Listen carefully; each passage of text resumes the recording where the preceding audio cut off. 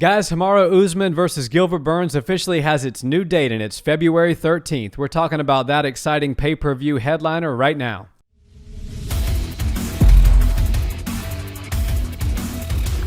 What's up, Barnhill family? Welcome back to the channel. Yo.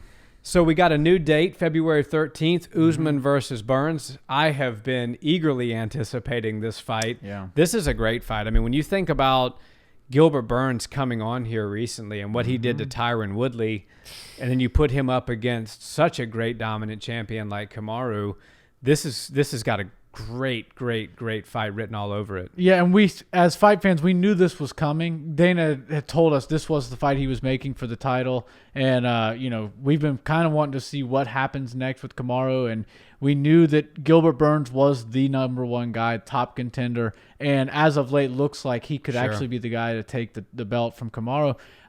It's hard not to see Kamaru as the favorite on that one. I'm not sure what the betting odds are. But this to me is actually a really compelling fight, because when you saw Kamaru fight Colby and Masvidal, they were different styles. Colby's very similar to Kamaru, right, and Masvidal took it on short notice, and it kind of seemed like it was taken on way too much for him to handle, especially on short notice. But it ended up being just too much for him. But Gilbert Burns brings a certain set of skills, a certain set of confidence because of how he's been fighting as of late, that I think is very compelling. And I think this is going to be one of Kamaru Usman's most exciting fights as the champion. Yeah, I think he's going to bring out the best in Kamaru. And I'll tell you why. Kamaru Usman, and I love him. He's a great champion, and he's extremely skilled. I think he's one of the most put-together, well-rounded martial artists in the game today.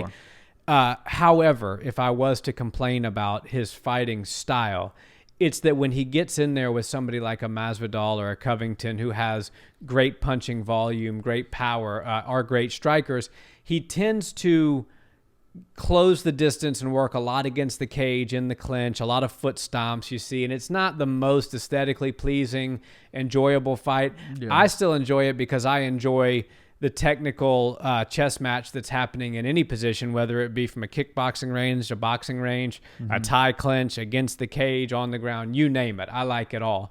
However, I can understand why a lot of casual fans don't really jive with Usman's fighting style. I don't think Burns is going to give him that option. No. Burns is incredibly strong.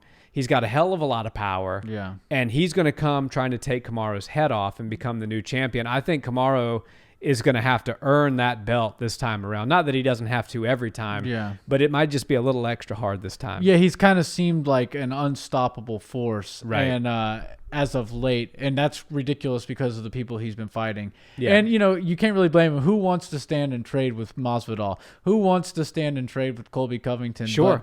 But Gilbert Burns is one of those guys who's so good on the ground, and you have to watch out for that. I don't really know if this fight's going to wind up on the ground all that much. I would like to see it, because we do see Kamaru Usman grappling, but mostly it's on the feet. And like you said, It's up against the cage, in the clinch, and his overhooks and underhooks and the way he pummels and in and out and foot stomps, does unconventional styles of striking is it's something that people haven't been able to figure out, right? And they can't stop it.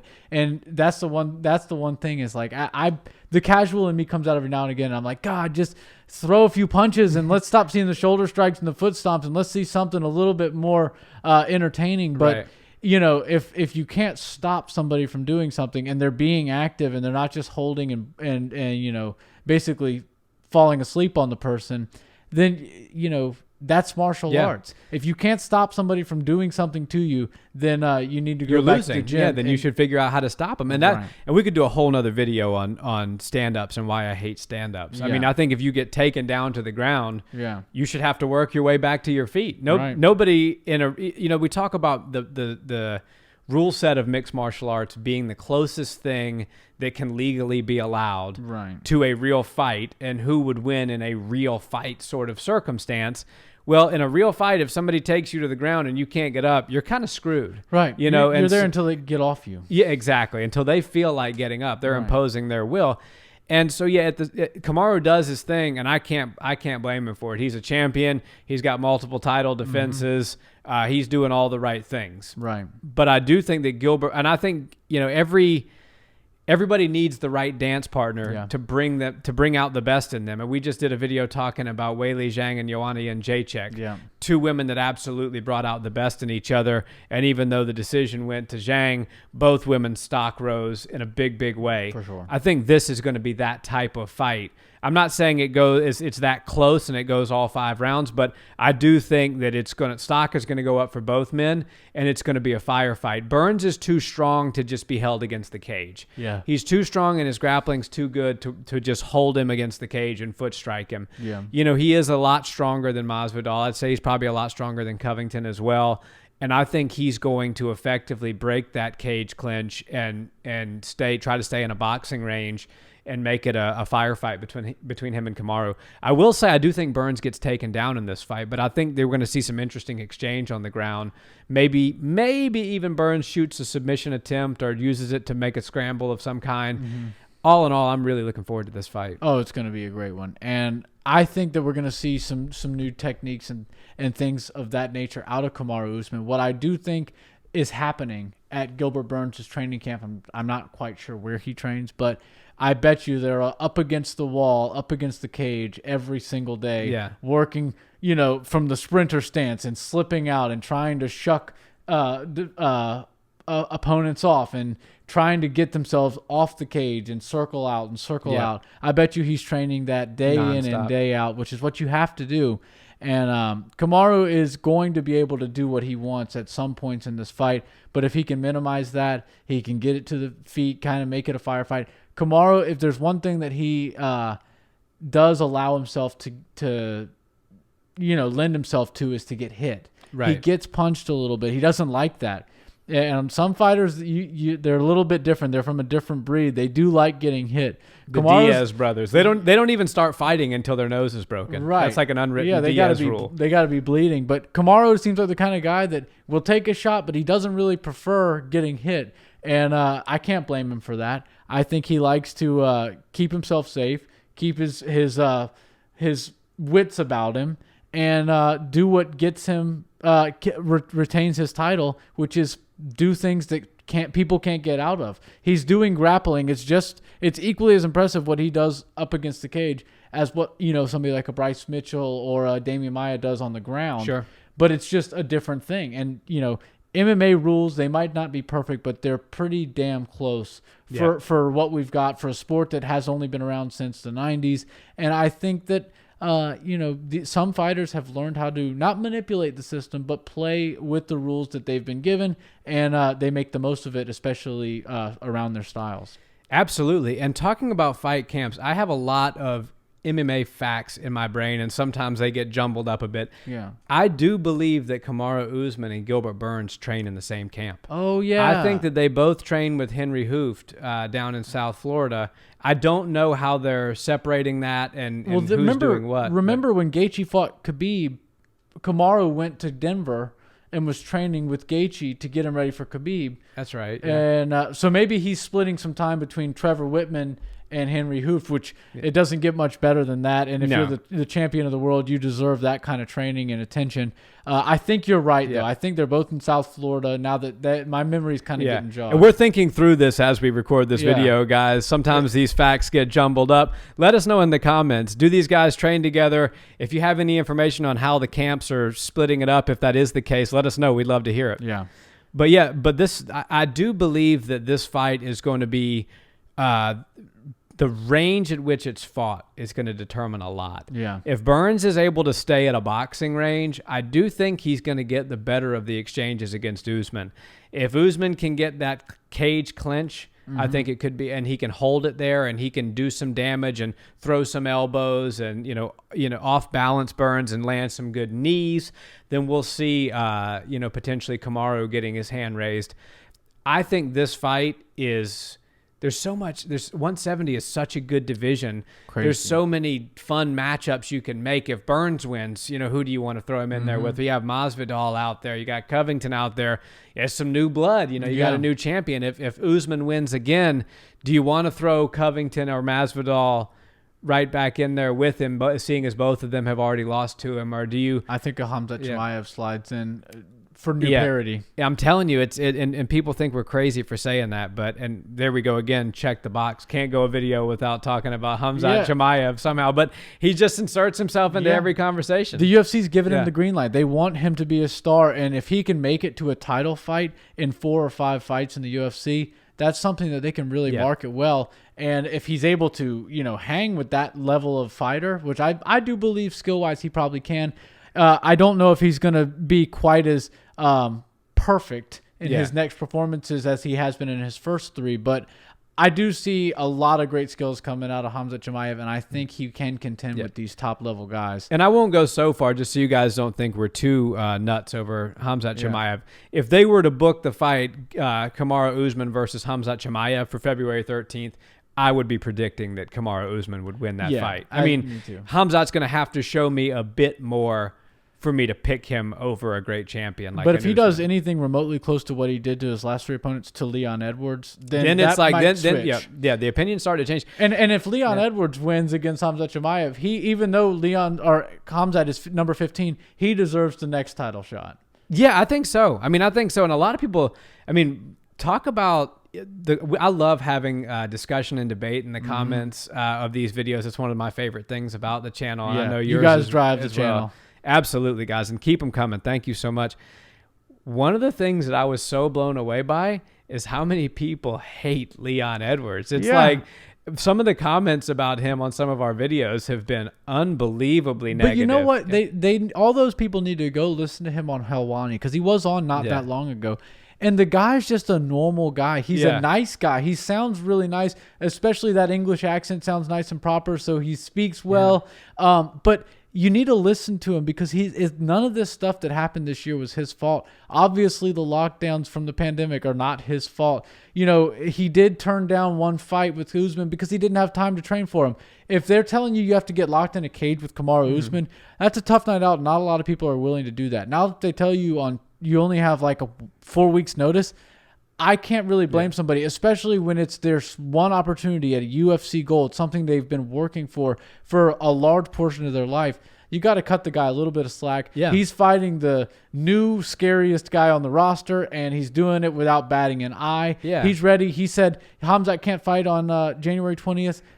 Give me Magny or Chiesa. Give me somebody else. Sure. I don't care who it is. So I think Leon Edwards deserves a little bit more respect, and I can see why people are disliking him, but you guys just go a little bit easier on him in the comments. The funniest thing is, like, it's the people who hate him for that are the same people who love the Diaz brothers, and those guys. And as much as I love the Diaz brothers, I do have to be truthful here. Those guys turn down almost every fight they're offered, especially Nick Diaz. Yeah. And so you talk about like anytime, anywhere, any place. Very few people besides Cowboy Cerrone and Khamzat Chimaev are doing that right now. So Leon, I get discouraged and irritated when people turn down fights. I'm going to be completely honest, and I was irritated at Leon Edwards, but not to the point where I was ready to just cast him off to Bellator and call it a day. People really were saying he should just go back into the feeder leagues in Europe, and I'm just not there. That would be unsafe. I'm not there with feeder leagues with that. So, but anyways, I think in Leon Edwards, depending on what happens in that fight, his name could be on the short list. But he also has some unfinished business, at least in his mind, with Kamaru Usman. I know he'd like to get that fight back and maybe create a trilogy with the champ. That would be something really cool. I think Leon is getting a little bit slighted, and I think if he can beat Khamzat Chimaev, he'll take some of that star power, sort of like how Chito Vera took some of the star power from Sean O'Malley, and moving forward, he will gain some more fans. Yeah, and I think we need to see Covington Masvidal next, no matter what happens. I think those two guys, the storyline's built in. Heel against heel. That's got fun fight written all over it. Why are they not announcing them as the Ultimate Fighter coaches yet? They need to do that. Yeah. I feel like we need to just break that news here on the Barnhill Brothers channel. If Dana doesn't do it soon, or the Schmo or somebody, then we're going to do it. That's it. Usually, Helwani is like the most reliable source for breaking news. Helwani knows. That's it. He does. But yeah, I think that, when you have those two guys locked up and they're fighting each other, they got dance partners. Depending on what happens with Burns and Usman, you do have, if Michael Chiesa comes out of here and just subs Neil Magny in the first round, people are going to be talking about him taking on a top 5 guy, and he could be 2 fights away from a championship fight.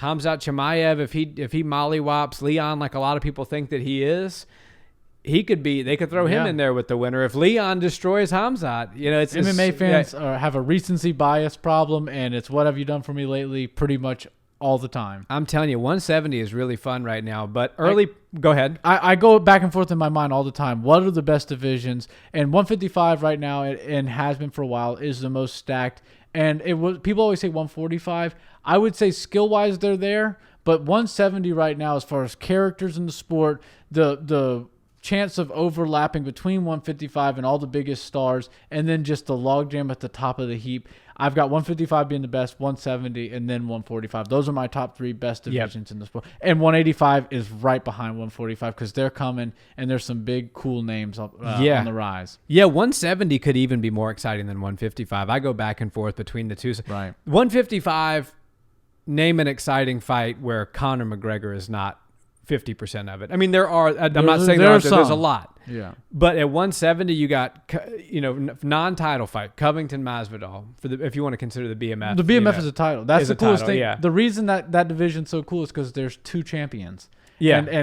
And BMF you just summed it up there. Yeah. Yeah. The reason that one's so cool is there's 2 champions, and that means there's twice as many opportunities for people to take belts. Right. And I do fully believe that the BMF title will be contested for this year. Yeah, I think so. I'd like to see that. But, you talk about Covington and Masvidal. You're talking about Chimaev versus Edwards, and you have Burns versus Usman. Depending on what happens, if Masvidal can get past Covington, or let's say Covington beats Masvidal and they give Covington the rematch with Usman if he wins, or give him Burns, then you have... Don't forget about Wonder Boy. And I still think at some point Jorge Masvidal needs to answer for the 3-piece in the soda. Yeah. And so I'd love to see that fight, depending on what the outcomes are. So and not to say that there aren't fun matchups at 55 that don't include Conor, but I just think that the storylines and the parity at 170 might be just even that much better. Yeah, there's beef between all these guys, and they all for different reasons, fight really each other. Weird reasons too. Like it's like a soap opera. Yeah, Masvidal and Covington are, they used to be roommates. They're on the political trail together, and then now they're going to fight each other. And then there was a scruff up backstage between him and somehow Jorge Masvidal is in the middle of all this controversy, right? And it's funny because they're all like, some of them are bad guys and they play the BMF roles. And then you've got Stephen Wonderboy Thompson as the NMF, nicest mofo in the game. Yeah. And it's just so funny to me that he's right there in the mix with them, and he couldn't be any nicer and has no beef with them, but he's willing to call them all out and willing to step in. Yeah, and he will fight all of them. He said he's going to be the champ at the end of 2021. I don't know if I believe that, but man, would I love to see Wonderboy as a UFC champion. And don't even get me started on if Nick Diaz comes back at 170 this year. Then we're breaking records. As if you need anything else. Guys, let us know in the comments, who do you think is going to win this fight between Burns and Usman? I think it's a very fun fight. The February pay-per-view has its main event. And as always, if you enjoyed the video, we'd love a like, a comment, and a subscribe. And check us out on audio where you listen to podcasts for your car rides. Yeah, remember, you don't watch YouTube videos and drive. No, do not. I see a lot of people doing that, but not any of the Barnhill Brothers fans. Not until you get a Tesla that drives itself. Thanks, guys. Have a great day. Peace.